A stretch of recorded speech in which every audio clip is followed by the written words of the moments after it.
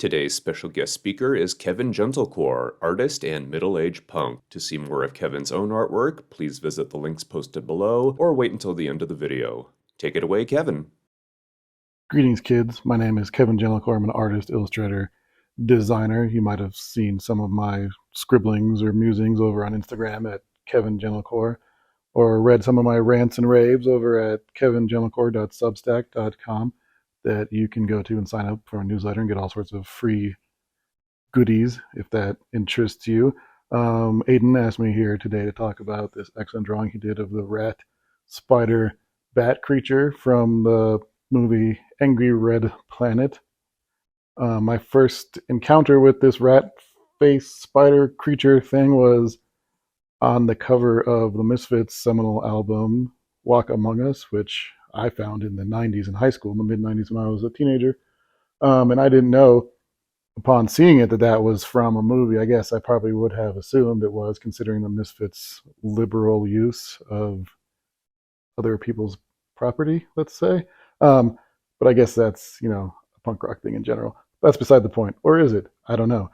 The point is, I didn't know that thing was from a movie, Angry Red Planet. I didn't know till much, much later. In the 90s, this information wasn't at my fingertips, and I couldn't have gone out and looked for it in any sort of reasonable manner. I think I stumbled on it much later on one of those multi-pack DVD things. I saw the poster for it. I'm like, oh, that's that creature from the Misfits album. And, if you want to hear more about that movie, I'm probably not the guy to talk about that. It didn't leave a lasting impression with me, to say, but that creature is a classic design, and maybe it's my nostalgia for that Misfits album cover. Maybe it's just awesome creature, but that's kind of my take on it.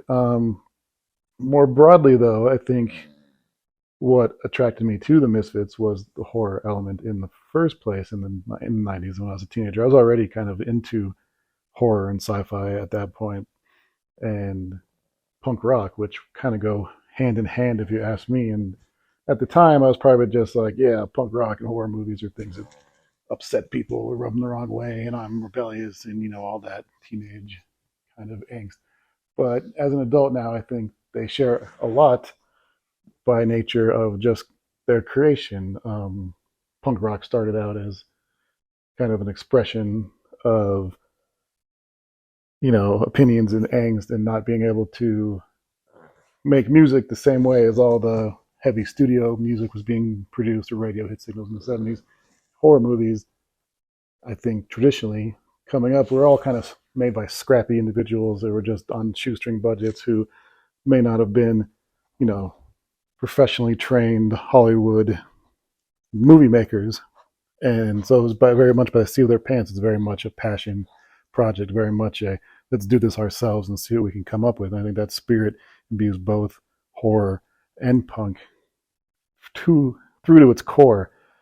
And I think that's the nature of it that appeals to me. I think that's why there's so much horror themed punk rock, especially over the past 25 years or so. I think that genre really exploded. I mean, I could go on and on about this forever, but I think it kind of leads back to the Misfits once again. Of course, the Misfits inspired horror punk in general, but I think when the genre really exploded was when the Misfits reunited with Michael Graves in the 90s. I think that second album of theirs, Famous Monsters, kind of, each song on there kind of started their own horror genre of punk, so to say. They had that doo-wop inspired Saturday Night song, which I think was the impetus for the birth of the late 90s, early 2000s horror punk movement, which is still going strong today. So I guess the Misfits, inspirational then, inspirational in the 90s, inspirational to a bunch of kids like me who didn't know a lot of the horror stuff they were talking about, who maybe discovered it through their music. Like the Angry Red Planet and the RatSpider thing, which is illustrated wonderfully here by Aidan. And thanks to him for asking me to come on and ramble on about this. Like I said, you can see all my art on Instagram, or read my nonsense on Substack. Thanks again, and keep it creepy.